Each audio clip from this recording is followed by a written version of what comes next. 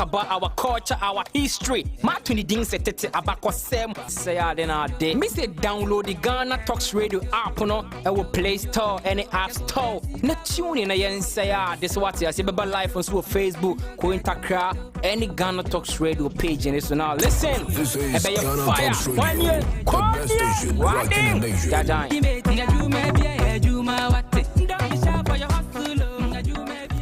Are you ready to amplify your business or brand's reach and make a meaningful impact in Ghana and beyond?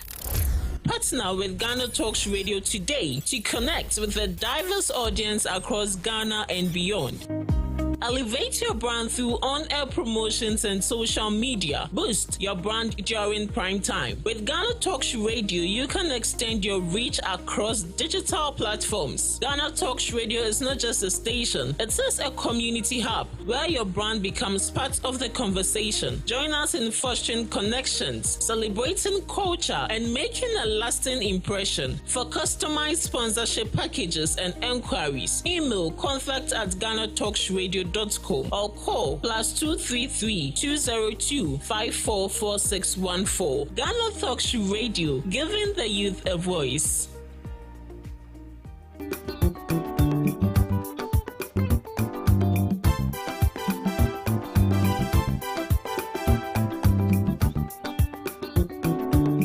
Ghana Talks Radio, UK, Abrochimemu, era from Ghana Muha at the sound system, which is spinning machine papa, a free amana never be good among Ghana Muha. It is a year, we engagement, we wedding, we birthday party. Political parties are more rally, some way more crusade. So we'll book carnival or any kind of event. Now we'll pay spinning machine papa a boss sound in the moon at the dia NMA come for GTR sounds at the Emao. Your live band in so our tones at the frame, ye beat me ababeboa. Ama ujumedia woody and so at me I come up. Yawa enkan pumpuni mantemo anya aponchi hotel a hope pepe ena yebutu odi an se wo be frɛ mpanifo ɛwɔ 0546960510 GTR sounds emu de angaza.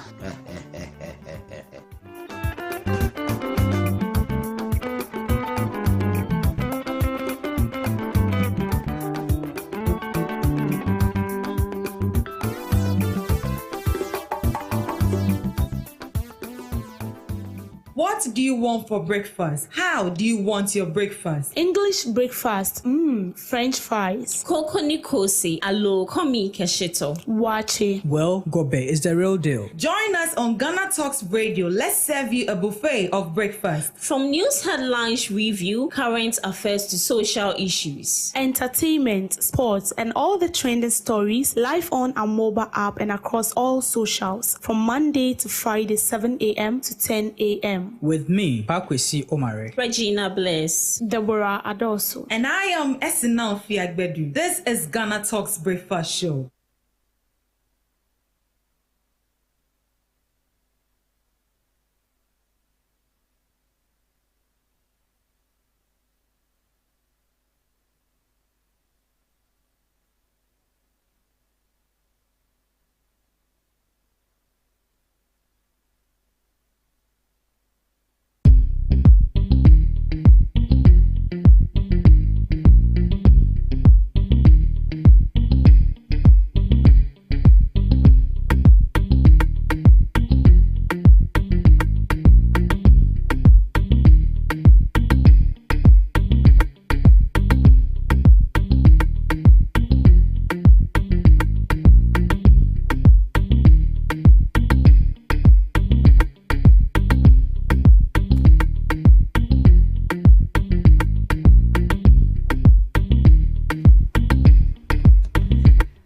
Good morning, everyone. Good morning, lovely listeners of Ghana Talks Radio.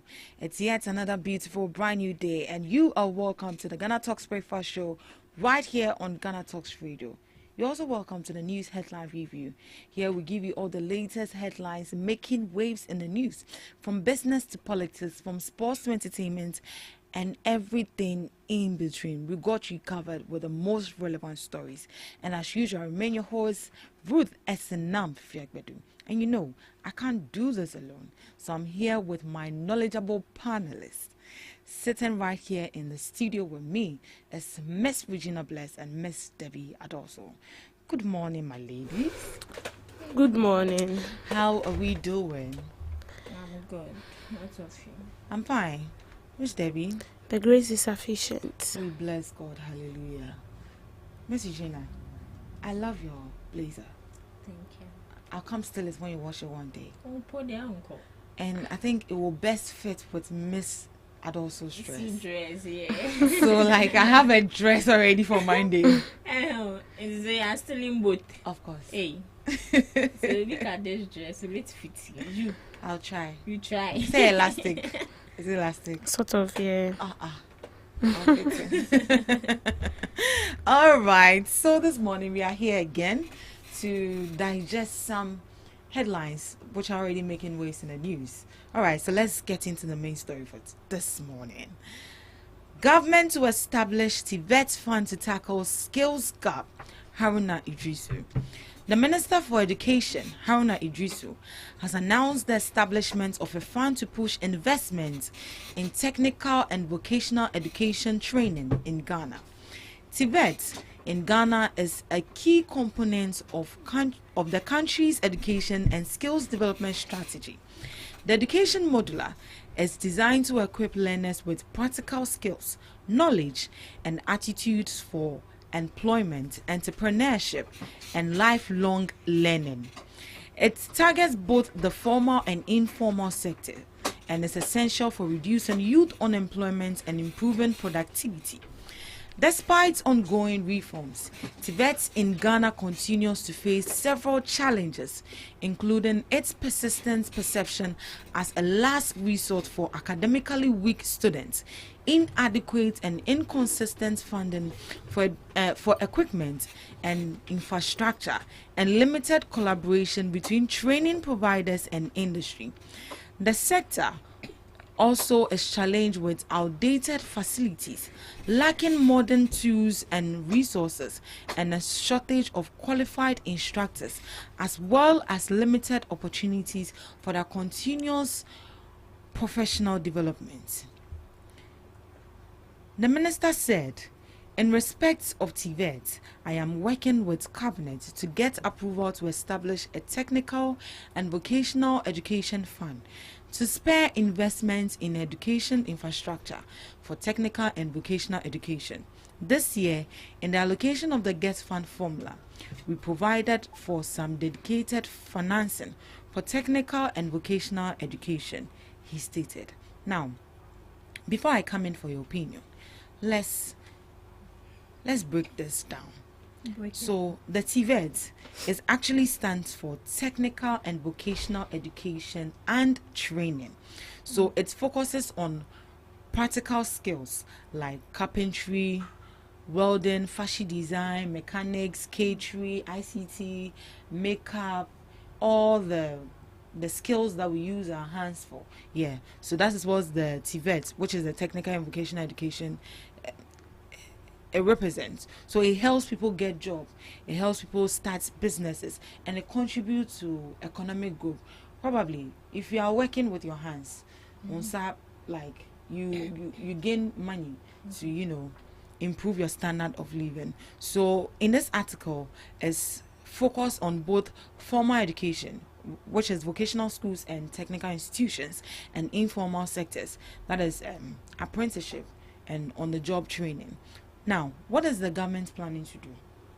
The government wants to create a dedicated fund called the Tibet Fund to invest more money into Tibet infrastructure like buildings, tools, employing more qualified trainees and trainers, and what's the name again? Instructors, and machines, improve training quality, support professional development for teachers, and bridge the gap between training and the real world job market.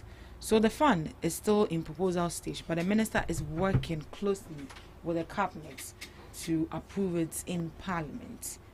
Now, what's your overview of this? Do you think it's a good call? Because it looks like the informal sector, but now the education minister has come to their aid to support them by creating a fund for them. Ms. Debbie, what are your thoughts on this? It's a good call. Good. Because the vocational sectors are not being paid attention to that much. And then when you look at our education system, I feel like the chill and poor is too much. We do the theory more than the practical aspect. So you will have someone telling you that I did engineering in school, and then ipan obakra common electricity cable fault about socket and the theory is too much. I mean, we're only interested in chewing, pouring, pass and forget, and that is the kind of perception they've,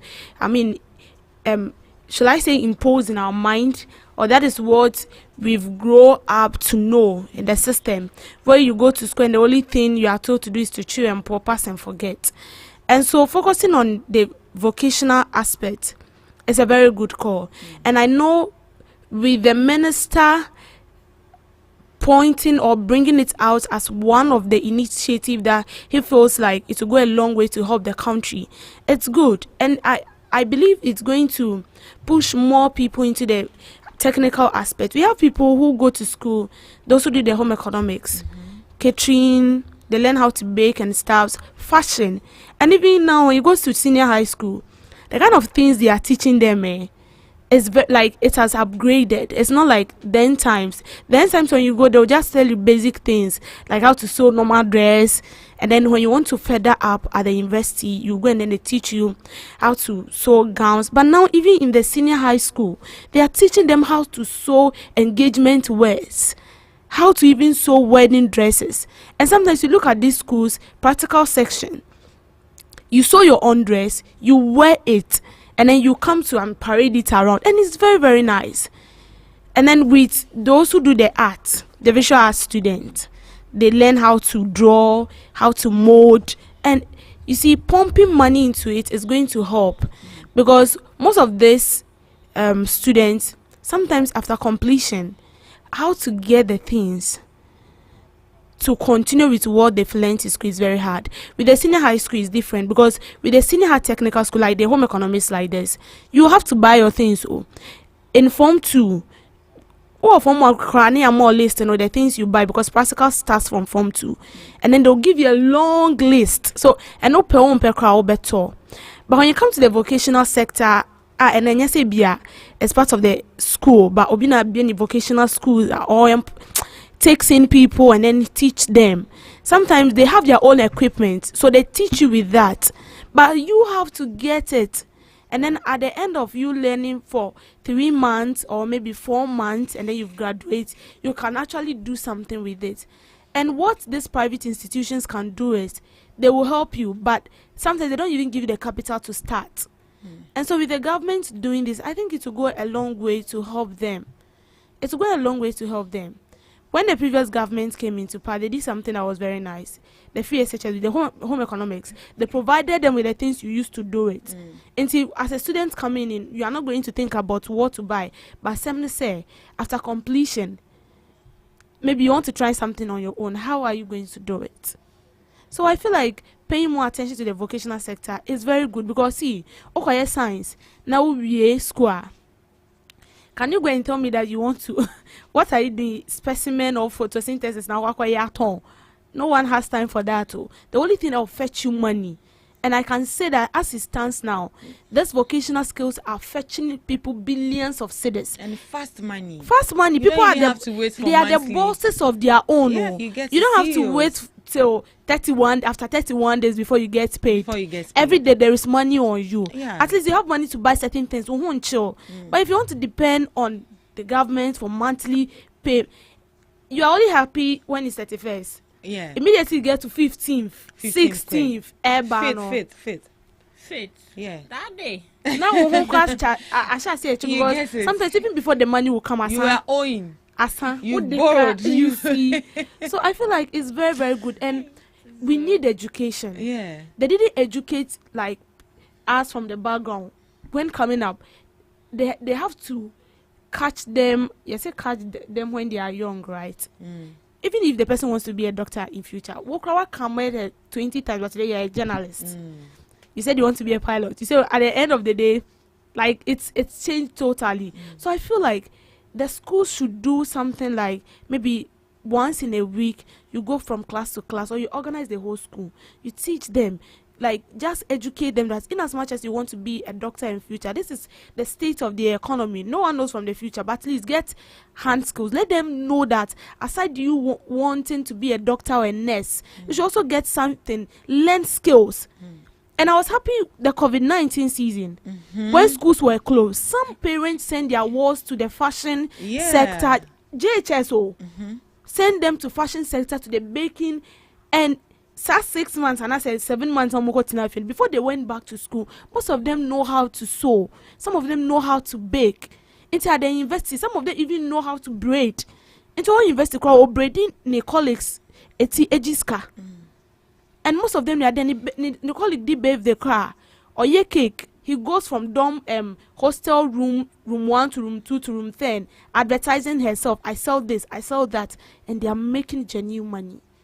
So with what the minister is saying, it's a good one. It's a good one.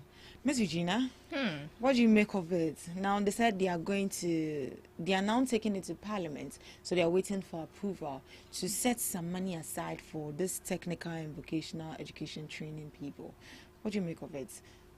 All right, so I would say it's a good call, because looking at these vocational schools we have in Ghana, I'll say most of it belongs to these private individuals, and for the government sector, they have it's even countable. Like, if I'm not mistaken, it's not even up to 20, it's not even up to 15. We just have a few.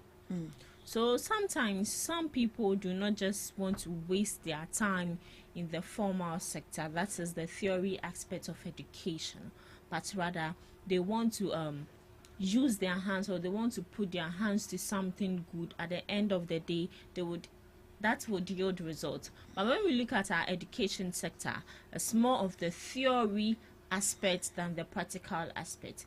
Even with home economics, I would say in SHS, then times, home economics was something that was very high because we were all indulging in it.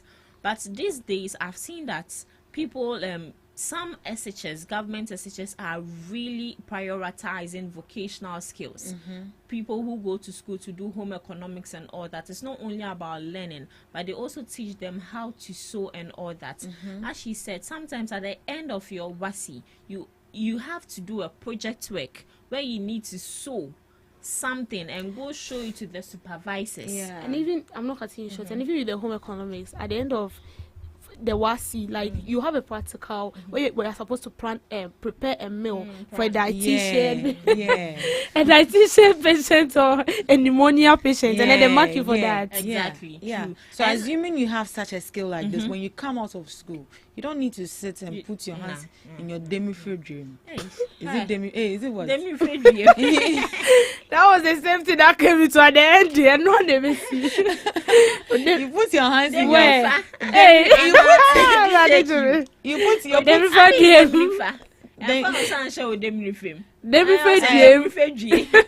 You put your hands in your demi-fridge, then waiting for someone to come and give you a job.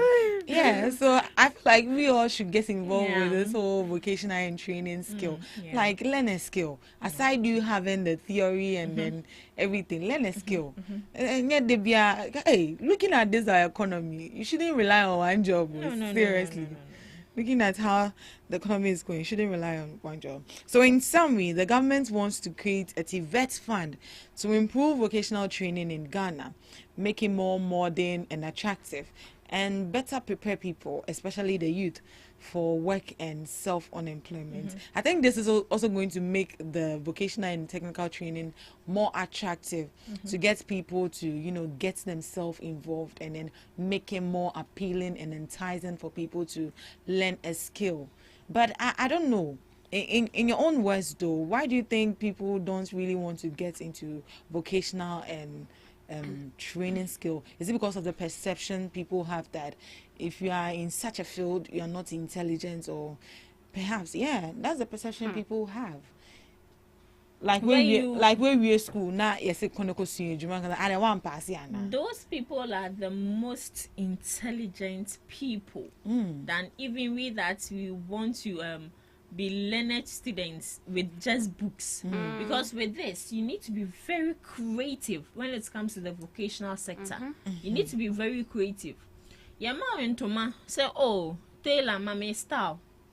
And if you've not gone to the school to equip or to, should I say, strengthen your skills, do you think you can do it? You can't do it. And sometimes you see someone wearing a dress, then you be like, this is very nice. Sometimes you see that, I say, this is very nice. It takes a whole lot of thinking before you can achieve a design. Yeah. It takes a whole lot of thinking. Even with this, what Q is wearing and with what Debbie is wearing, you think it's easy. Do you know the kind of I saw a video where someone was doing this kind of a thing. She said, then they will be pouring different types of shades of colors on it. When I heard the man saying, yes, a futufrano. So with that, I would say they are the most intelligent people. They shouldn't have the perception that those people are rather not intelligent, and excuse me to say, they are dumb. Even in SHS, they always say that those who indulge themselves in visual arts are not intelligent students. Yes, that is always the perception people have. That is wrong. For you to even sit down and think and maneuver your way through how to create a design, come on. There's not enough book.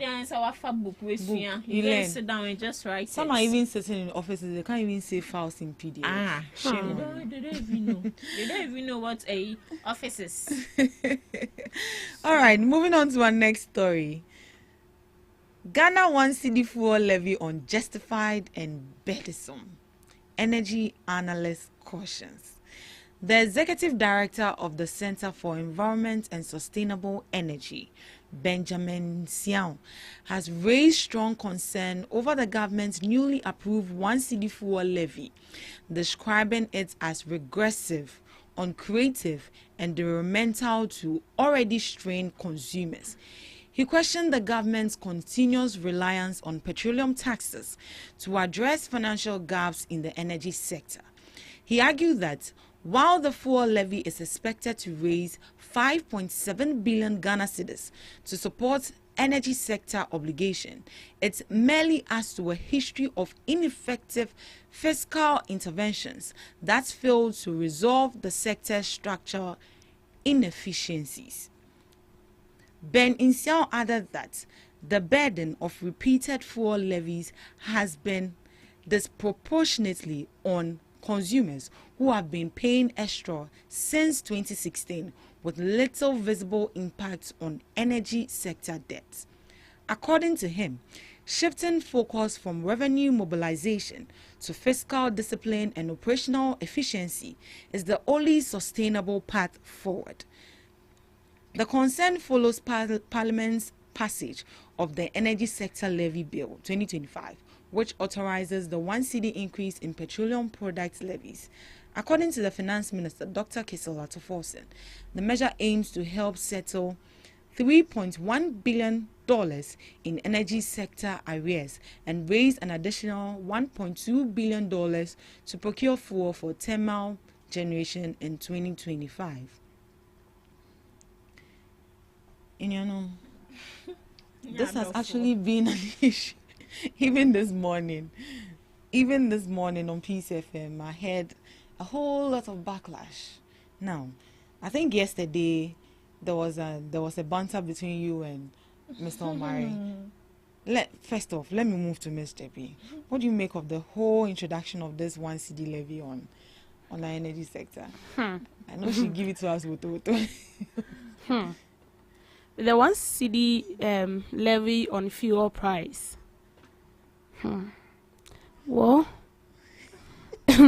I don't even know where to start. You see, in as much as we are hitting back at the government that the 1 cedi levy, some people are saying that the 1 cedi levy is more than the e-levy that we are paying. That's what But we should also remember that the energy sector as it stands now is in crisis.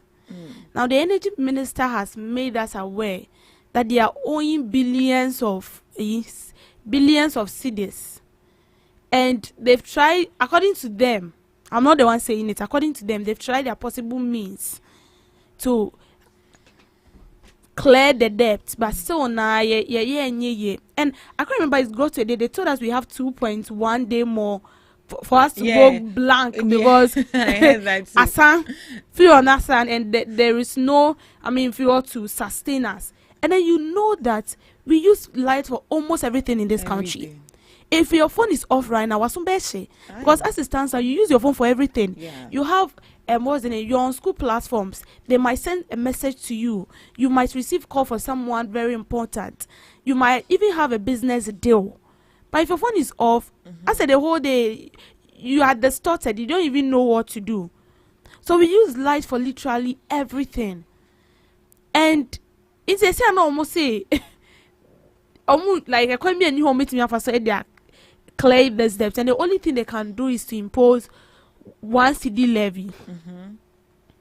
As it stands now, they said the 1 cedi levy is going to surpass. Yes, and then we are going to get revenue like 5.6 billion, if I'm getting my facts right.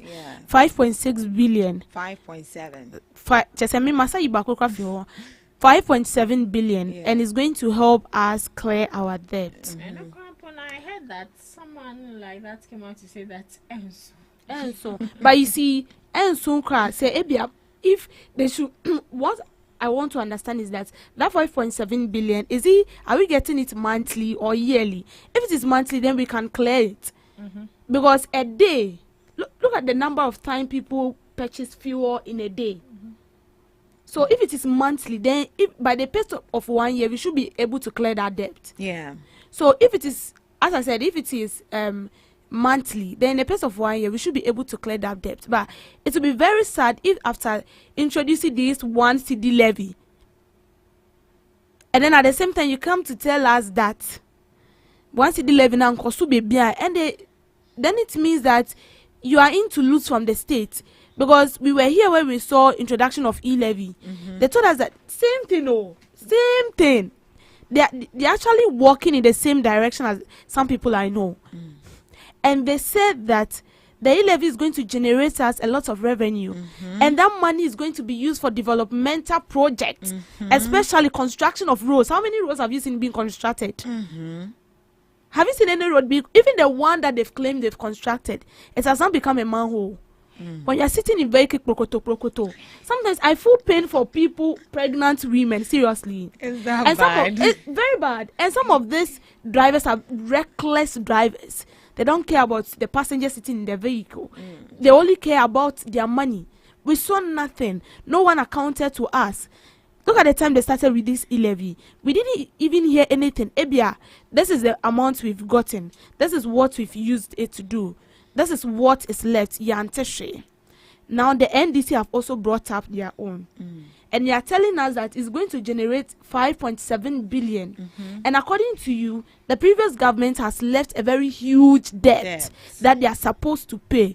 Okay. We are watching if that 5.7 billion now dumuso esa cost to there. Then both President Mahama and his government, excuse me to say, but they have problem. So since we are now hearing what they brought on board, I won't be quick to judge. Yeah, chef. But you don't mind paying though.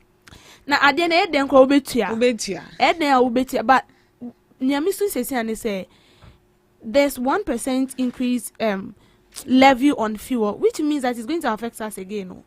And the increase. That is what I'm also seeing right now. According to Dr. Ato, he said yes, and the president also says the president says something. He said something. I kept repeating the thing in my mind. What did he say? He said it will, for now there won't be increment. So it will take some time. Which means that definitely there will still be increments in prices of transportation fares. Okay. So Mr. Benjamin said the approach is unfair We have seen this playbook before. The energy sector levies at ESLA, the energy sector recovery levy, and none of them has provided a lasting solution to underlying issue. It's not about collecting more, it's about managing what is already collected. So would you agree, Ms. Regina, would you agree that this is due to mismanagement and not collecting more revenue? Due to mismanagement of the previous administration. The money there is not about collecting more, it's about managing what we already have. That's what he's saying. Managing what we already have. Just say 5.7 billion or more generation. Okay, they should manage like what we already have. They should manage what the food that we already have, we should manage it. Not like we collecting money from consumers as well. Yeah. Oh, that's what he said. That's what. The problem is not revenue. It is mismanaged. It is management. So he said we should manage. And so even with the one you are taking, you should manage with it. Because if you're taking that 5.7 billion at the end of the day, you come to tell me excuses, sir. Then it means you're mismanaging the money. That one, I think that one didn't come from the government. I think someone said that. The mismanagement. No. Them saying that 5.7 billion or more Jekano. Yeah. So I'm not sure it's coming from the government. No. But what I'm saying is that the management is the right thing. And I mean, make us say with the 5.7 billion, if you manage it well, we will clear our debt and still have change. I get it. Ayo. Miss Regina, you wanted to say something. Okay, so the little I can say is this thing. I said, whether I like or not, you pay. Seriously. What didn't he say the e-levy? And you know, the minority, some of them, the minority have, is it the MP from Paris or something? I think I saw it yesterday. It was like, he doesn't have a problem with the introduction of the new levy, but for the fact that the NDC, when they were in opposition, bashed them, that them bringing the e-levy, so in a way they accept it, but for the fact that they bashed them, it's actually a problem. So they should also come out and come and and they're also saying that it's a reintroduction another e-levy. The energy sector levy. So this is D-levy.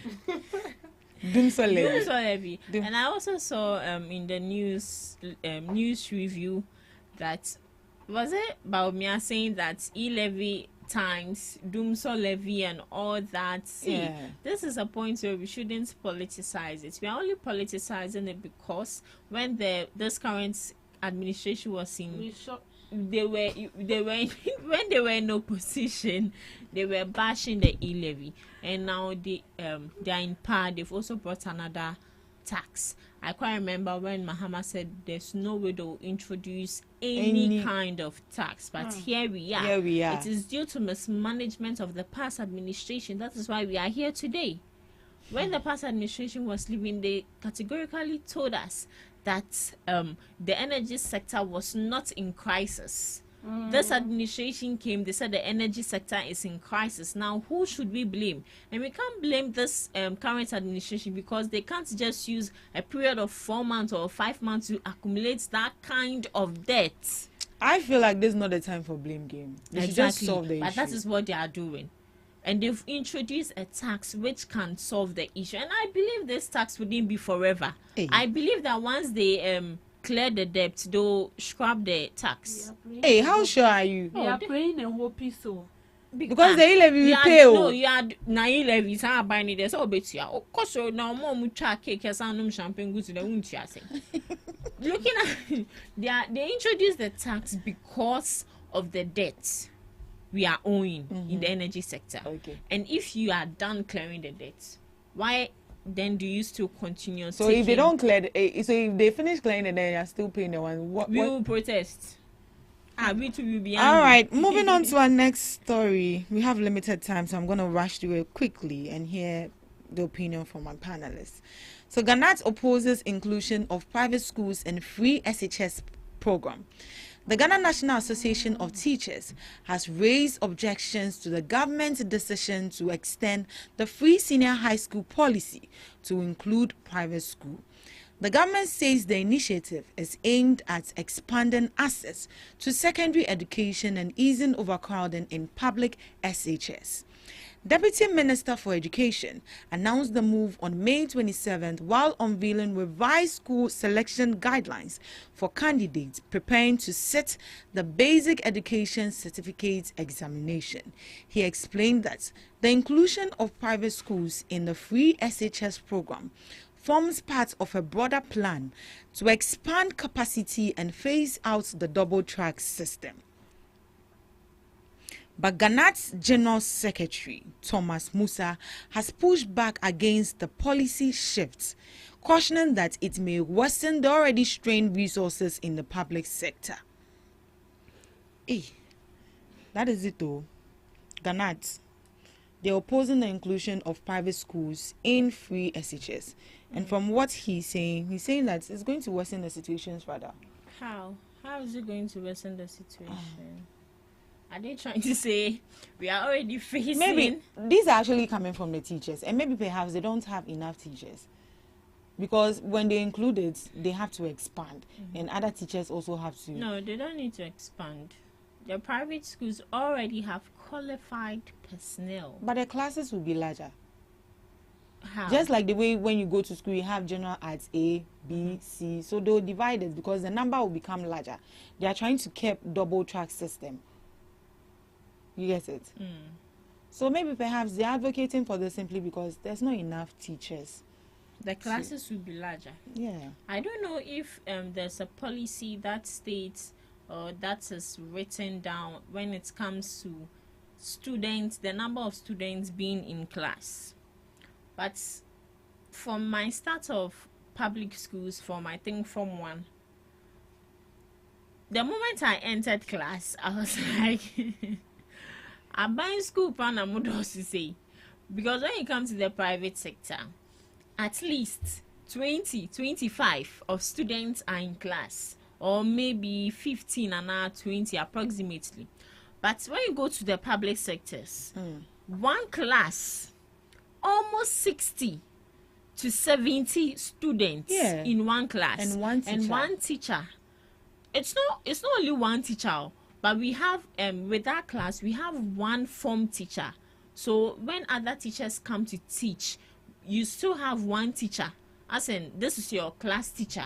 No matter what, no matter the subject he teaches, no matter what she teaches, this is your class teacher. So I don't know if they can do that in the JHS and primary schools. Why can't they do that in what is it called? The secondary schools also. Okay. So sorry. Oh, you go ahead. So these are the concerns of the Ghanats.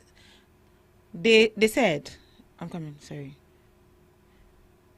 We don't want the situation where tomorrow the government will come and tell us that there are no resources to teach in the public schools, and we are adding on to those that parents have to pay. Already, we have been calling for parents who can pay fees to pay or should be made to make some contributions. We have not yet been able to get all these things done. So to be adding on to the already existing burden will be serious, and I have some difficulty with it, he stated. So the government is already struggling to provide enough resources, such as teaching materials and salary to these public schools, and adding private schools might stretch resources and even make the situation worse. Some parents could afford to pay for private school, so the government shouldn't have to cover those costs too. Public schools still lack infrastructure, teachers, and funding, so priority should be on fixing those issues first. So this is coming from Ghanat. In a way, I think I agree with them. We are having infrastructure problem, and that is why we came up with a double track. And now you want to include the private schools when there are no infrastructure. I could say like you've opened the door for everybody to come. I don't get it. So the infrastructure you people are talking about, the private schools already have their infrastructures. If I'm wrong, these private schools already have what they need. Modernized. They are modernized. They already have what they need. They have the teachers. They have everything they need. So I don't really get it. Let's even use Apostle Safo for example. Apostle Safo is a school which in as much as I would say there are not many students, but these schools have all what they need. Even when you go to some government sectors, they don't even have a what is it called, an ICT and science lab. They have it, but it's empty. So how do science students learn? How do they indulge in practicals? But when you go to these private schools, they have all of it. So nipa skeleton campo wo ho aye de ye eyi mom ye de practicals mom. Ba obekwa aban school na eti nipa na da ho. So you think it's baseless for them to... It's baseless. If they are talking about infrastructure in government schools, fine. But they shouldn't attribute it to private schools, because private schools, they are already made. But if you are cancelling the double track, it means everyone is going. And perhaps the government school also have to take these people. And there are no... Now, you've abolished...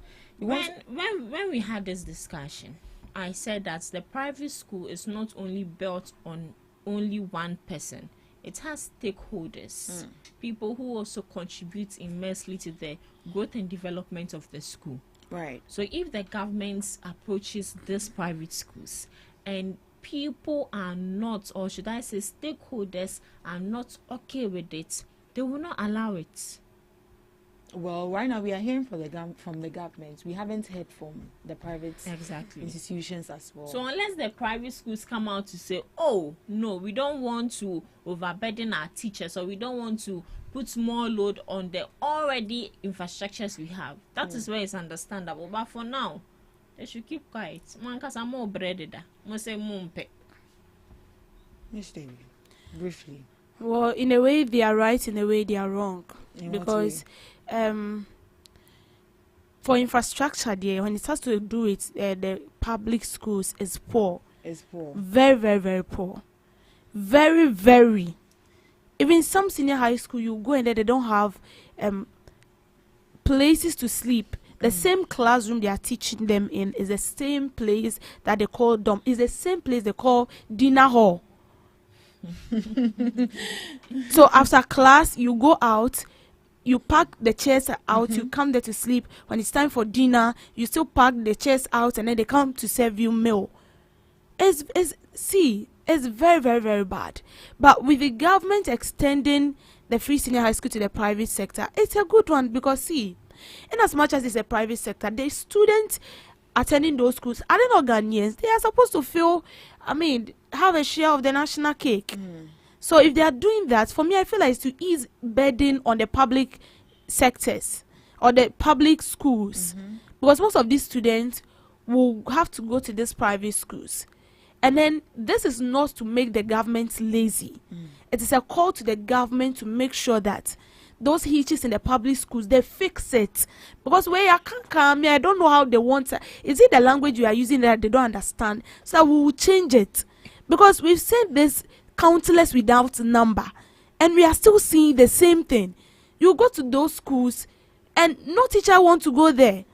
Senior high school, if you listen to the English they are speaking, because no teacher wants to go there. No infrastructure. As a teacher, you have to walk like 30 kilometers to get to school. So it's a call to the government. Since they want to ease burden on the public schools, they should ensure that those things that are hindrances in the public schools, they are fixed, like the schools. I was happy when Mahama said he wants to continue with the e-blocks, the one they've rejected. He will ensure that they are completed. It's good, so that these students can also have free. Going to school is not only about going to class. You try the outside and work with you. No, if the environment is bad, it affects you. So the environment has to be conducive.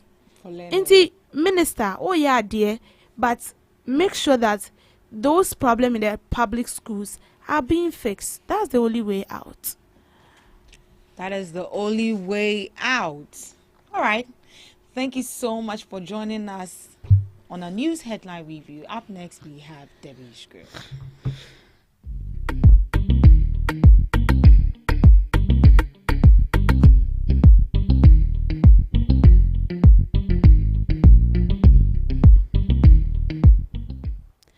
Welcome to Debbie's Grill, where we talk on matters that concern the state, void of fear, politics, or favor. Now, the former Power Minister, Dr. Kwabena Donko, has defended the controversial one levy on petroleum products passed by Parliament. He insists it is not a new tax, but an adjustment to an existing one to save Ghana's ailing power sector from collapse. This is not a new levy, he said. Now, the 1% increment comes under the energy sector levy bill, which seeks to raise additional revenue to address the country's deepening energy sector debt and ensure reliable electricity supply. Part 2 of what I said yesterday. So, the bill has already been passed because the majority, they have the number. So the 1% levy on fuel prices has already been passed. But then the former Minister for Energy is saying that it's a good call. It is not a new levy. This is an adjustment to what already exists. We know it's not a new levy. We are perfectly aware it is not a new levy. But what we are saying, or what we are pleading with the government, is that at the end of the day, the 5.7 billion that will be acquired from this levy will be used for its intended purpose. Because we've seen some before. This is not something new to us, we know. We've seen a lot of such examples happening in the country, where a lot of taxes were introduced. Excuse me to say, taxes that do not even make sense, we pay for it. And at the end of the day, we see nothing. We were here when we were paying COVID tax, emission tax, all the taxes. But we were still seeing problems. And no one accounted to us the money we've taken and what exactly that money has been channeled into, or what exactly that money has been used for. So bringing the 1% levy on fuel prices, we know it is not something new. We Ghanaians, we know it's not something new. But the only problem is that the taxes are being introduced, and then we don't see what the taxes are used for. And what exactly they point out that they'll be using those taxes for, we do not see it. And we know that as for Doomso, we are experiencing it. And we are already aware that we are owing a lot in the energy sector. And we understand that the only way to clear the debt we are owing is for us to pay a levy. And that has to do with 1 cedi. You might despise this 1 cedi, but trust me, the number of times people buy fuel is more than 20 times in a day. And so with that 5.7 billion, I feel in the pace of a year, we should be able to make more than that to clear the debt we are owing in the energy sector. So they brought it on board. We are looking up to them, whether the money will be used for intended purpose. Whether Doomso will will be cleared off totally, or we will pay the levy and still experience some sort of Doomso in the country. Because it will be very sad if after paying this levy, we still experience, power outages in the country. Then the same question we'll be asking ourselves is, or the money that has been collected, where exactly is the money channeled to? These are questions that we'll keep asking ourselves. So if you've stated that the money will be used for this intended purpose, I know someone will say that, oh, they've already brought the bill, they've passed it, and Drew baby, yeah, pray. This is not about yeah, pray, because we've seen things that are more than this. And so definitely we are going to allow them, we are going to sit back and see what will be the outcome of the levy. Whether it's going to be positive or it's going to be negative, time will tell. And it's being a good call. Everybody is saying it's a good call. And we are applauding it. because we know the benefits of our energy sector. We know what it is contributing in this country. We know it play a part in the development of the country called Ghana. Because that's where we generate our light from. And we use light basically for everything in this country. And so if the energy sector is in shambles, then it means the whole country is in doom. So if this is the only solution to stop power outage in the country, then why not? We are ready. Since it has been passed, I'm sure that it will be effective very soon. And one thing we are looking forward to this government to do is to keep on alerting us. Yes, the levy, we've taken it. So far, this is the amount we've gotten. And as it stands now, we know the debt you are owing in the energy sector. We want to know, as we will start paying the levy, the amount of money we were able to pay and the remaining debt the country is owing and what we are supposed to do.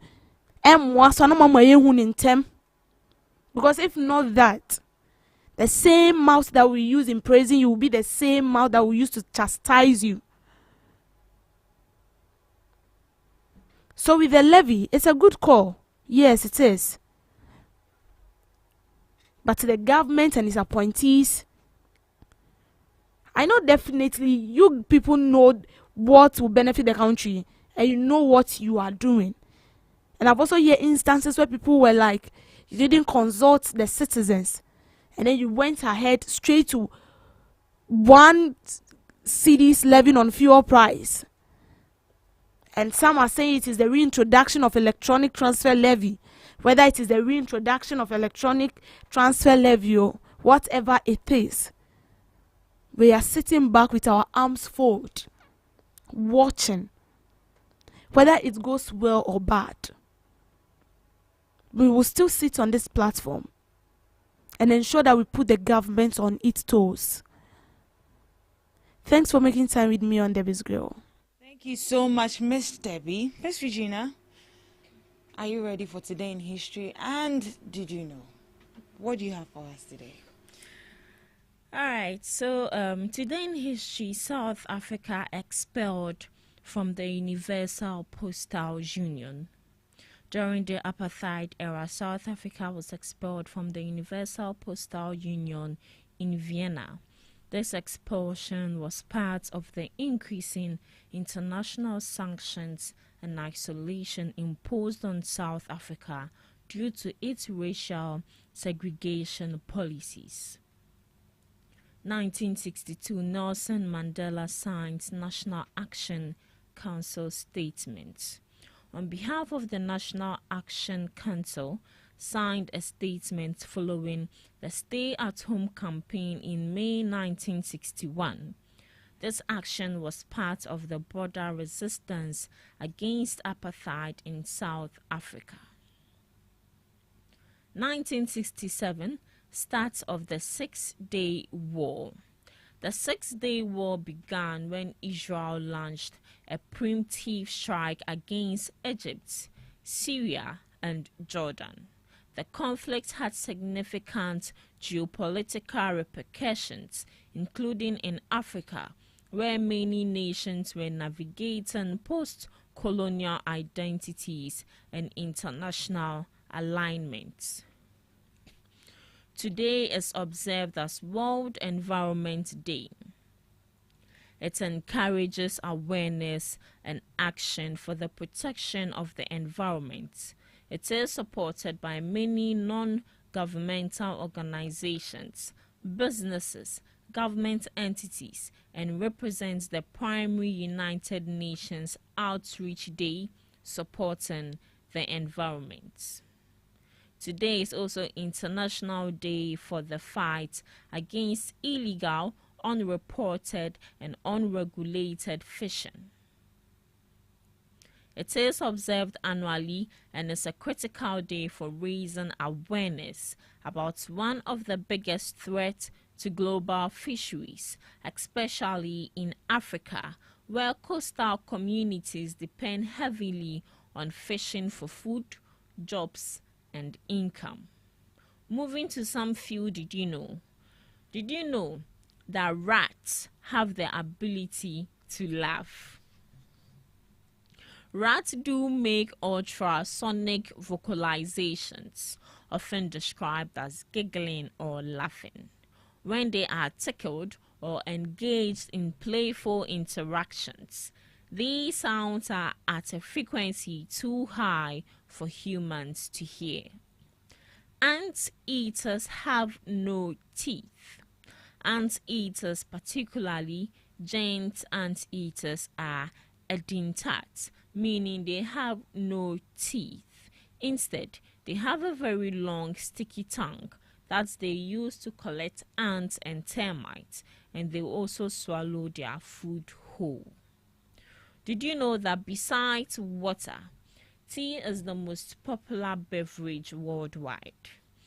Tea is indeed the most popular beverage worldwide after water. Global tea production in 2016 alone reached 5.7 million metric tons. Many cultures have tea as a daily ritual, and it's consumed in vast quantities. It is reported that worldwide, 3 cups of tea are consumed every day.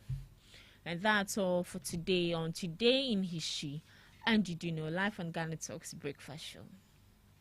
Thank you so much, Miss Regina Blessed, for that fascinating fact. Mouse. Rats. Rats, sorry. When you tickle them. Rats that is destroying things in their house. You're going to call them. Yesterday I was showing you a picture that actually rats are very cute. But a bagana had they are not cute. The African blood is cute. No, rats are not cute. Because sometimes I watch this Mexican, Americans, USA movies, and you can actually see that they live with rats. Rats are their pets. They actually take rats and pamper their rats. I'll be like, ew, Ghana. Yeah, for them, they don't kill animals Yes. like the way we do. And I think there's a country too. China. You don't kill snake. No, you don't. Snake. You don't kill any animal. And even when you are on the streets and then you see there is this animal that walk very slow. Is it tortoise? Oh, not tortoise. Oh, when it's walking across the street, you have to wait. I learned that the one house owner mistakenly hit an animal and he was jailed. Huh? He was jailed for it. In Ghana? In Ghana here. Now I'm But China eats rat and mouse. Oh, yeah, no, they and I think even in Ghana here, I think in the northern region. You know there's an apotro joint in Ghana here. Oh yeah, they do. But you see, the apotro, you have 2 types. So I think the toad and then the frog. I think they said the toad is the one they eat. Yeah. Or frog be frog. I wonder. All right, this is where we draw the curtains for the first segment of the Ghana Talks Breakfast Show. We'll be coming up with the second segment shortly. Please stick and stay with us. Hello Ghana, hello worldwide, and I'm with level band. Now listen, every Tuesday and Friday, beyond the time it's going to carry Braille, our Ghana Talks Radio, 7 p.m. sharp. Now Tuesday, we're going to talk about our culture, our history. Matuni ding setete abako sem. No on the Friday, you bars on bars. You better rap, you better say ade. No artists go join me in the studio. We're going to discuss about music and business. Or you singer and now you rapper, you think say you get bars. You go spit fire. Now listen, make you join me with studios. Our Ghana Talks Radio and yes say then our day. Me say download the Ghana Talks Radio app on our Play Store and the App Store. Na tune in and say this what you see baba live on Facebook, Cointakra, any Ghana Talks Radio page and so now listen. Ebe your fire. 1 year, Wading. Jajai.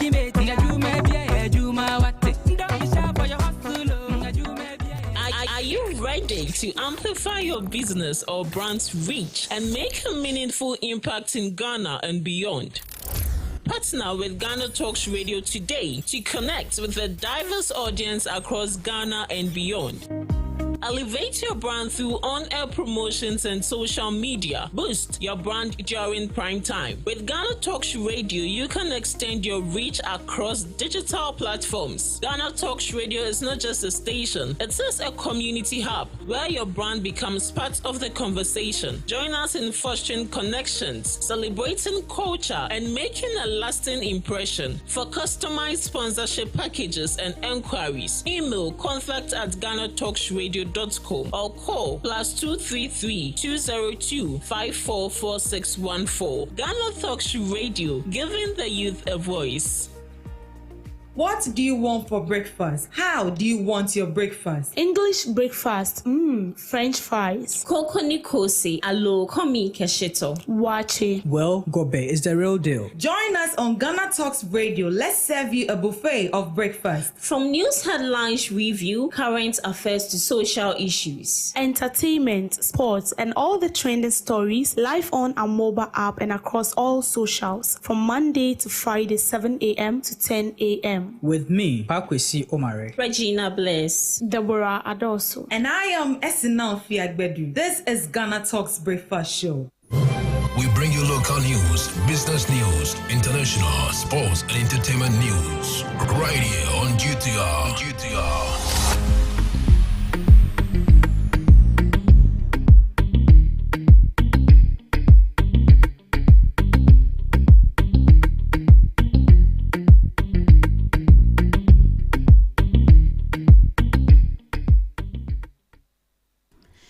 Good morning and welcome to the morning news broadcast live on Ghana Talks Radio. Coming up, President Mahama backs government fuel levy.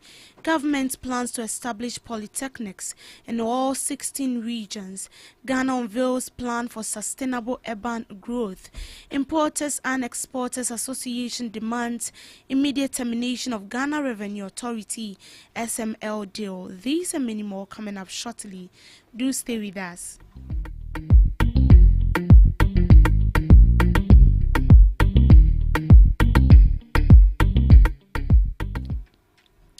President John Dramani Mahama has weighed in on the government decision to introduce a levy of 1 Ghana cedis on petroleum product. President Mahama defends the levy as necessary measures to stabilize the economy. He acknowledges the decision is difficult, but emphasizes its benefit in addressing the energy sector's financial challenges. Meanwhile, the introduction of the levy has sparked debate, with some critics arguing its burden on citizens. Our energy sector carries a debt burden of over 3.1 billion US dollars, with an estimated 1.8 billion US dollars more required to finance fuel procurements for uninterrupted thermal power generation in the coming months. If left unaddressed, this situation significantly threatens national productivity and industrial growth. While we have devised a strategy to liquidate this debt and staunch the bleeding in the power sector, we must take advantage of recent gains created by appreciation in the value of our currency to accelerate the solution to our energy sector challenges. In line with the dialogue's recommendation to boldly tackle the crisis in the energy sector, Parliament yesterday approved an amendment to the Energy Sector Levies Act and the Certificate of Urgency, introducing a 1 cedi, Ghana cedi, increase in the energy sector recovery levy. This decision, though difficult, is necessary and justifiable. The additional revenue projected is 5.7 billion cedis annually. Government is planning to establish polytechnic institutions in all 16 regions to address the growing need for technical and vocational education. This initiative aims to provide students with practical skills and enhance employability. The Minister of Education, Haruna Idrisu, has tasked the Ghana Tertiary Education Commission with a developing blueprint for the rollout of these polytechnics. Moving on, the Ghana Sustainable City Strategy aims to promote inclusive, resilient urban development in Ghana. Its goal is to enhance urban planning and management to accommodate growing populations. The Ministry of Local Government, Chieftaincy and Religious Affairs has partnered with the World Bank to develop and implement Ghana Sustainable City Strategy. The chairman of the National Economic Dialogue Planning Committee, Dr. Ishmael Yamson, has expressed optimism that the committee's recommendations will support President John Dramani Maham's effort to reset Ghana's economy amid global challenges. Speaking during the formal presentation of the committee's final report at the Jubilee House on Wednesday, June 4th, Dr. Yamson said the recommendations are timely and aligned with Ghana's current economic dates. We are confident, Your Excellency, that you find the recommendations useful as you lead the resetting Ghana agenda, he stated. He noted the committee took into account the ongoing global disruptions and uncertainties, stressing the importance of building a resilient economy through greater self-reliance. We also believe you will find the recommendations appropriate in these times of extreme global disruptions and uncertainties, where resilience means self-reliance, he added. Dr. Yamse further revealed that some of the committee's suggestions have already been adopted and integrated into the 2025 national budget, yielding early positive outcomes. The National Economic Dialogue aimed to foster inclusive discussions and provide strategic guidance to shape Ghana's long-term economic transformation. Still on business news, the Minister for Energy, John Junapo, has disclosed that the government has signed a performance contract with the management of the Electricity Company of Ghana as part of a comprehensive strategy to tackle inefficiencies and reduce the country's staggering 67 billion energy sector debt. Speaking on the floor of Parliament, Mr. Junapo stated that the government is committed to holding ECG management accountable for poor performance and operational losses. The agreement also covers district managers and general managers of the various ECG operation areas. ECG management will also sign performance agreement with the Ministry of Energy so we can monitor performances throughout the period. He stated that key to addressing the debt is boosting revenue collection and reducing system losses, which are the two critical areas where ECG has underperformed in recent years. The Energy Minister noted that the debt, which currently stands at 67 billion, has been partly moderated due to the recent stability in the exchange rate. However, he stated that the scale of the problem remains significant, requiring multiple interventions. Mr. Junapo noted that the ministry will enforce strict implementation of cash waterfall mechanisms aimed at ensuring fair and transparent distribution of energy sector revenue. He also hinted at renewed talks with independent power producers IPPs, suggesting the government would seek concessions to help ease financial pressure on the state.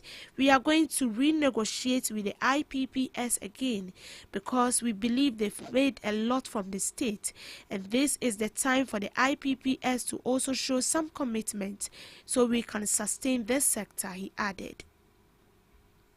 Mr. Speaker, these are some of the measures we are taking in collaboration with the Ministry of Finance to work around these inherited debts of 67 billion, the Energy Minister stated. In sports, Cristiano Ronaldo scored his 137th international goal for Portugal as they came from a goal down to beat Germany and reach the Nations League final.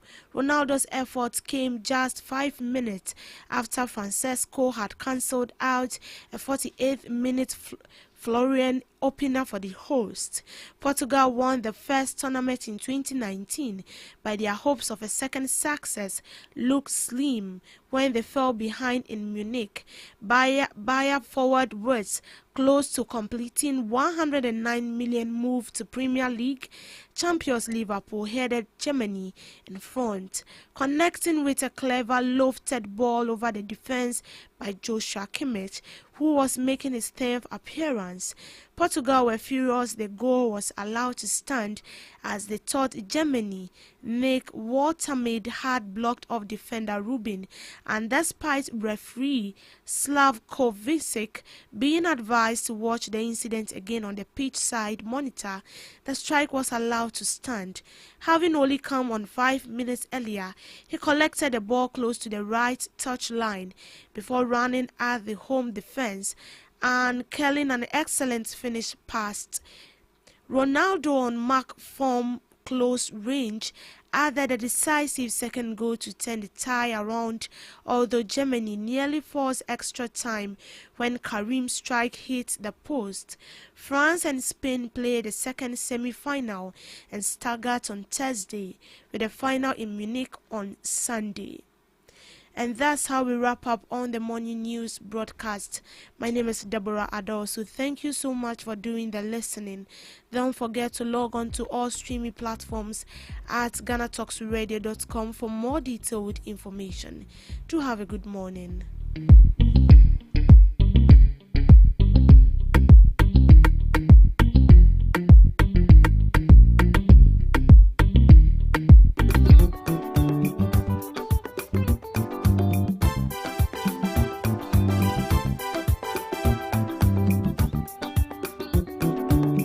Ghana Talks Radio wo UK abrochimemu era from Ghana mu ha the sound system which is spinning machine papa every amano ne ababegu o Ghana mu ha enti se we ye aye we engagement we wedding we birthday party political parties are mo ye rally some we sorry mo ye crusade so we bo carnival or any kind of event now we pe spinning machine papa a bo sound no mu de dia ene me kanfo GTR sounds de emawo ya wa live band nso a woto nsa de frɛn ya yebetimi ababeboa ama wodwumedi a wodi ene nso atimi aye kama pa ya wo enkan poponi mantamo anya aponche hotel ɛhɔ pepepe ɛna yebutuo wodi ane sɛ wo bɛfrɛ empanifo ɛwɔ 0546960510 GTR sounds emu de angaza.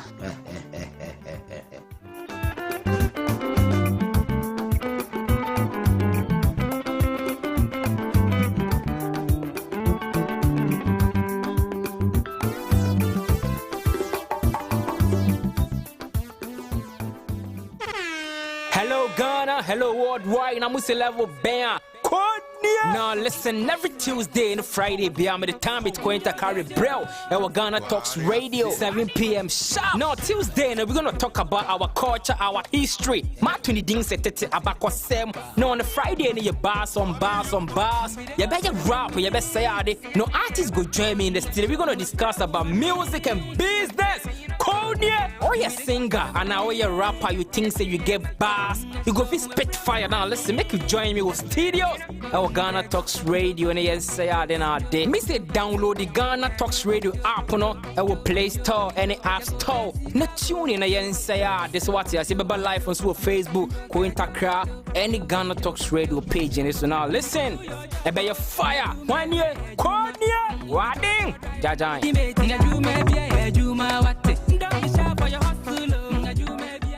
What do you want for breakfast? How do you want your breakfast? English breakfast, French fries. Koko Nikosi, alo komi kesheto. Wache. Well, Gobe is the real deal. Join us on Ghana Talks Radio. Let's serve you a buffet of breakfast. From news headlines review, current affairs to social issues. Entertainment, sports, and all the trending stories live on our mobile app and across all socials from Monday to Friday, 7 a.m. to 10 a.m. With me, Pakwesi Omare. Regina Bless. Deborah Adosu. And I am Esinal Fiagbedu. This is Ghana Talks Breakfast Show. This is Ghana Talks on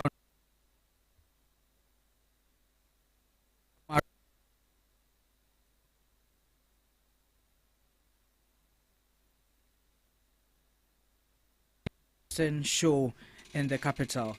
The studios with me today, as usual, on Thursdays, I have the gentleman, the one and only, my most controversial guest on my platform, Mr. Dubik Stevens, and an unregular guest appearance by Debbie, the griller. She grills the politicians like kebab. So yes, today Debbie is stepping in. Debbie is actually part of the morning show. I don't know why she doesn't really want to be part of us, but she's part. She's always excusing herself with. Debbie, you don't understand what? I don't understand. Say what you don't understand. I don't understand. You said I don't want to be part.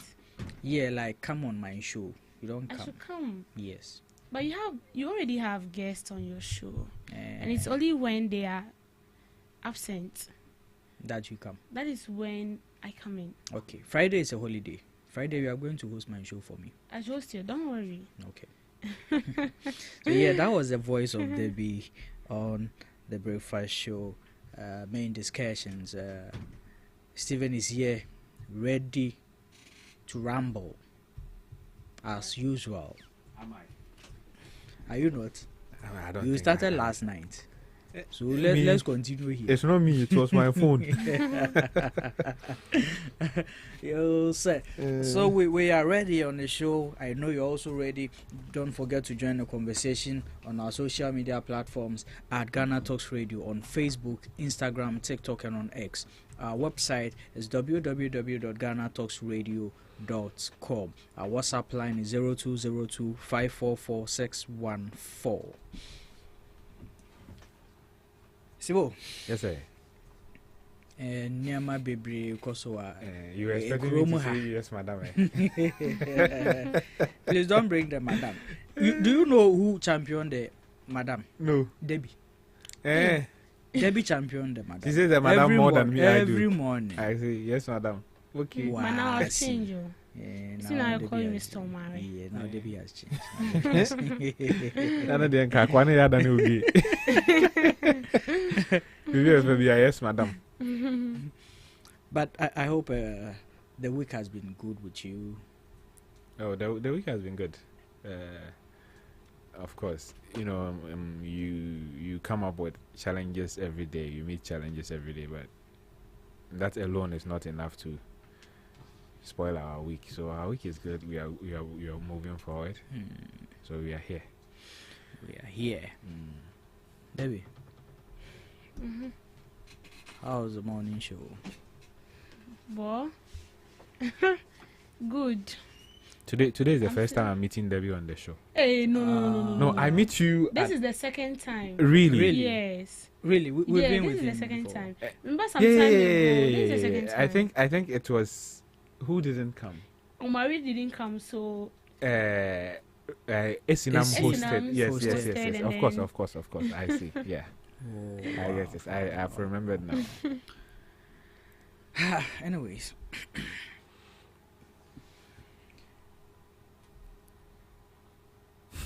The NDC party. Why the silence? yeah, I wanted to ask you. Why a the question. silence? Because there are things I want to see. See, free your mind. It's okay. Yesterday, it was heated in here. Today, I know exactly where it's going to end us. Nobody's going to hit anything. Okay. You know, as a party. Read the topic. Just read the topic. Read the topic. Ask me what you want to ask. Ask me what you want to ask. Okay, that was our first stop for discussion. Please, just Okay. I don't know why you are But so why are excited. you laughing? this Like, morning. I don't No. understand. Yes. Why am I Why laughing? are you so excited? I know where he's going. That's why I said you should read Where the am I topic. going? I beg, you just read Where the. am I going? You can do your take later. Okay, so our topics for discussion. Yeah. Government to expand student loan to all tertiary institutions. Am I right? That's our first stop for discussion. No, I don't think so. Because that- I've gone too far. Yeah, you've gone too far. Hey. You've gone too far. Okay, that was for yesterday. I think today's own has not Been sent to you. been sent yet. Yeah, because Okay. then Omar has it. Yeah. Okay. So our first topic for discussion is the introduction of one Ghana cedi energy levy to address power sector debt by the NDC, who are in power. By government. The same party who protested vigorously against e-levy and other levies called it nuisance taxes. Yesterday, we had the news that they've introduced one Ghana cedi levy on fuel. We all know how fuel affects almost everything in this country. That's why when fuel prices dropped, everyone was happy. We see the effect it's having on traders, on transportation, like everything. And so you take one step forward, you take two steps back, then that's how I see this. That's how people are seeing it. Everyone is complaining. We've even heard the Drivers Union Association saying that if they are going to pay taxes, then they are also going to increase their fares again, and it is justifiable. It is justifiable if you look at it from their angle. Okay, so you see, when you start the conversation this way, we might not get the import of the issue.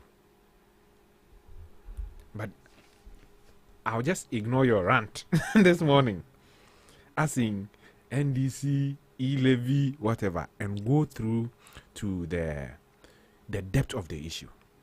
What are the depths of the issue? Wait, I'm coming. You see, you don't need to go into the issue. Oh, we'll go. I'm only speaking to the facts. I won't join you. Today, I will not join you. I'll go into the depths of the issues when I have time. After that, I'll join you. Don't worry. You go into the depths. I know where you're going, but if I should follow you right now, I'll be distracted. Don't worry. Let me go into the depths of the issue. When I finish, I'll join you. Just wait there for me. So, in 2016, when NDC was leaving power, they left us with the Ghana Gas and ESLA. Okay. ESLA was to generate some money to pay our energy sector levies. And from 2016 up to now, ESLA has generated $9 billion. Okay. Get this clear. Sure. $9 billion. Before now, when MPP came into power in 2017, in 2018, they took ESLA and then did ESLA PLC. Okay. And then went onto the bond market and then collected bond of $6 billion. Okay. When they took the money, $6 billion, Ghana energy sector levy, energy sector debt was $2.5 billion. They refused to use part of the $6 billion to pay. Okay. They consumed the money on other things. Sure. And as it stands now, energy sector owes over $8 billion. The IPPs alone is $3.7 billion. Okay, so let's go into the figures properly. Okay. Just a second. Sure. You have all the time today. Fuel suppliers. Government owes them $775 million. IPPs. Government owes them $3.7 billion. Shortfall payment on government. Say ya kwebi anso. EPB asoso. A $250.40 million. Legacy debt from Kwame Nkrumah up to now. The debt accumulated at time Mahama ekwane 2.5 no. And a 3.1 billion. Shortfall from 2023 up to now. Okay, cancer kayina bomwa. A 8.94 billion. Recently,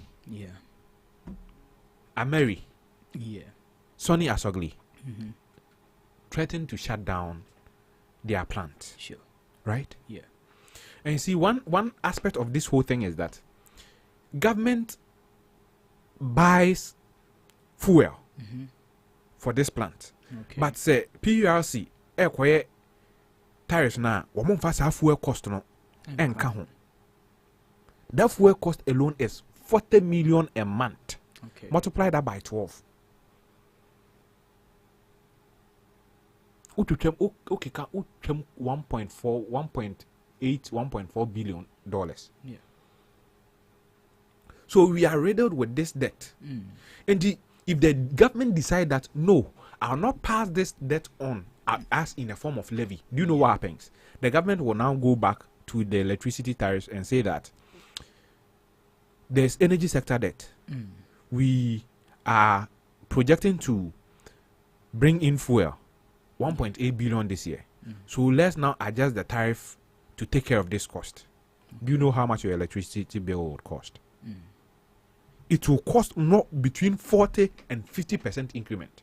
So for instance, if it costs you 50% increment, if you buy 150 cedis, if you buy 100 cedis, not a son bosomia, you had been so 150 cedis now son bosomia.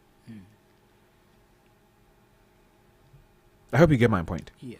So the government sat down and decided that okay, instead of burdening the consumer with this, what other innovative way can we use to generate this amount without touching the electricity tariff?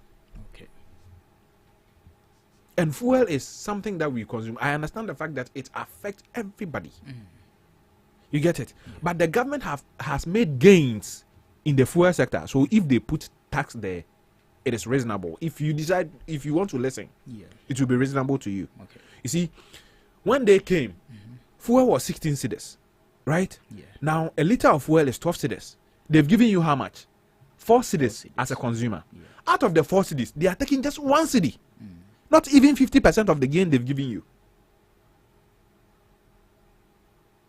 Just 50%, not up to 50%. They are taking 1 cedi. I think that is 25% of how much they've given you as a consumer. So, in as much as we hate taxes, there are some things, it is reasonable. Imagine if we sit down and say we don't want taxes, we don't like this, and the energy sector collapses. You understand? Yeah. If the energy sector collapses, what happens to us? Even the fuel that you are complaining that they are putting tariffs on it and you are angry, if the energy sector collapses and we don't have light, the fuel pumps won't work for you to buy fuel. Okay. So, like, let's be reasonable about this. You see, I understand that people would want to play politics with it and do all manner of gymnastics with it, but these are the real issues, and we cannot run away from the real issues. We can't pretend like ostriches and say that there are not issues in the energy sector, which the MPP people who are complaining today know. You say they took off e-levy. Now I'm going to where you were. You said they took off e-levy and brought another levy, right? When e-levy was there, you were buying fuel in between 18 to 20 cedis, depending on the type of fuel you were buying. Okay. Meboa. So now still out here e-levy. Yeah. And now somebody comes, takes off the e-levy, reduce it to 12 cedis, and I also won't be that. So the 1 cedi in the car can't buy 13 cedis. Okay. Meboa. Yeah. So you see, I understand the politics of the whole thing, as I've already said. But we don't play politics with these things. See, when NPP came to power, we already had Ghana Gas. What other gas processing plants did they add? Nothing. 8 years. Nothing. If they had built another gas plant, you see, in Kebema, Safu na ye krano, eswate. Ghana Gas reduced our our gas import by $300 million a year. If NPP had constructed one factory, that also reduces 300 million in KSA. 600 million, we've made gains in fuel import, $600 million. Is that a small money? No. So if we sit here And then all we think about is that they want to see the account na me ho be kire me koto fuel e be kosoro na say not thinking about bra me won be father na da sen e no me be dru sen. You get it? I understand that we all hate taxes. Obi any wa tax here day. But sometimes a tax be bad. And what's what tenants now assessing who say tax we say there the when I always use the VAT example. Yeah. See, when we were introducing VAT, we had challenges. So what did the government do? They gave VAT a specific tax to do, which was get fund. Yeah. We all know where the money goes. Yeah. This time around, this money too, we know where it's going. E-levy, not him and an echo. What did they tell us they were going to use the e-levy for? Okay. And I heard the former finance minister, the one they appointed after Ken Oforiatta, saying that the taxes that they cancelled, okay, Kabom Krana and 5 billion, but they are trying to get 5 billion out of this. Yes, they are trying to get 5 billion out of that. But oh yeah, e-levy projection, you projected at 6 billion a year. I'm saying, so this is just a projection. You cannot use the projection to make a concrete argument. Okay. You get it? Say, ubeti me make argument that train na revenues ni na amboa. Compare it to what you had when you gathered all the revenue at the end of the fiscal year. Yeah. Then you can make a comparative analysis. But you don't use a projection and compare it to actual figures. You'll be making a mistake. You get it? Yeah. So I think that we all need to reflect on this soberly. You get it? Okay. Understand the challenges in the energy sector. Then we can make a solid argument. You get it? Yeah. Energy sector no sabe enye John Mahama ne bekwa kotwa sika ababe fix problems no. I understand. It is you and I, and people say ECG company, and then ECG, I mean, know what they are. Okay. ECG is not a private entity. Okay. And nothing a nipa ya to aba man on the yi nipa or dano. You get it? Yeah. ECG belongs to us. So if they incur losses, it is our losses. We need to make these tough decisions, take them, and then make sure that at the end of the day, our energy sector stands tall. You see, if the energy sector collapses, people will lose jobs. I'm sure you lose your job as a host here. Okay. Because a light in you about then then I'll be human. Sure. It will affect everybody. So what do you call it? Fuel affect a lot of people. It affects everybody. Yeah. Light and so affect you. Okay. You get it? Yeah.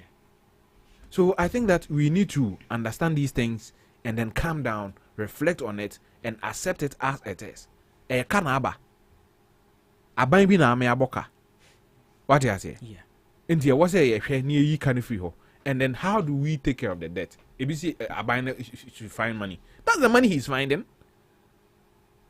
Tax is another form of raising revenues. And people will say they kicked against e-levy. I always ask this question. What challenge was the e-levy trying to solve? E-levy now, I'm saying NDC kicked against it. What challenge was the e-levy going to solve? But now we have a challenge that we need this money to solve. Okay. I understand you perfectly. The entire misunderstanding about this levy is not about the negligence of what is on ground, that yes, we have debt. It's about the people burdened to pay this debt. Most of the consumers are on a prepaid service, if we can be honest. Most of them. Those who are on the postpaid the huge institutions who are on these things, and they are even easily trackable for ECG to take their monies. Fast forward, ECG, for only God knows what they did, are owing. Meanwhile, the consumers have paid for the service you are providing them. as a government, which we know it's a good step to tackle this energy thing, but why is it always the consumer under burden? Okay. Can't they find any other way? We have deals they claim, or we all know, shady deals, which brought us to where we are today when it comes to the energy sector. Tackle these deals. We have resources that we can actually, appropriate some refunds from them, some funds from them, into settling these debts. Why is it always a consumer who has already paid for the lights? Because I prepaid, mato I assign yabeto. Inti ade na mato ewie no, mensa metua ho ka wo nobody will feel comfortable about it. Okay. So remember I once told you that say ECG JJ light ni na otimi ji ni sika nyina otimi if ECG is able to do 100% collection. Yeah. They will still have 32% short. Remember I told you that? Yeah. So 32% why bit here? It's whining into you. Like whining into you. Say any bit here. Okay. And 32% in a no, that is not the point. I'm just making it to you say even if ECG is able to collect everything, they will still make losses of 32% of capacity losses, right? Yeah. If that happens, who bears the brunt? Se mete na meton tade and I make off tade na me de ba na bedu obi de acid ko gu so na acid no if he gu so na baby she entire ni bi say ye and e bi answer se meton force bill no 1,000 cedis a me ba ne aka na answer no I'll sell it in the way say menya 1,000 cedis akoto foforo. I hope you get my analogy. I am getting you. In the sana energy sector, there are losses. First, ECG is not a private entity. It is a national entity, right? Yeah. In the yeah. Yeah. Now there na kaba ma hemfo netua. Can why na kofa by see. I want us to have this conversation on an angle. So are you saying that can we mom the buy in chase you I'm coming. I want us to have this conversation on an angle where we don't try to neglect the worries of the consumer because it is a worry. We are not. That is what we are doing. We are not. We are justifying the levy in the way that it downplays the worry of the consumer who is complaining. How many citizens have come out to pour out their grievances so far pertaining this one levy imposed on fuel price? A lot of people even if one person complains, it is valid. Even if one person complains as a citizen, it is valid. And as Stephen said, people are actually complaining. People are complaining. See, the explanation you gave is a very good, and I like the fact that we tackled this subject on a day that you were on the show, because it is very elaborate. To the average intellectual person, this sounds perfect. But how many of them do we have in the country? The most masses we have are the ones who don't understand these technical factors.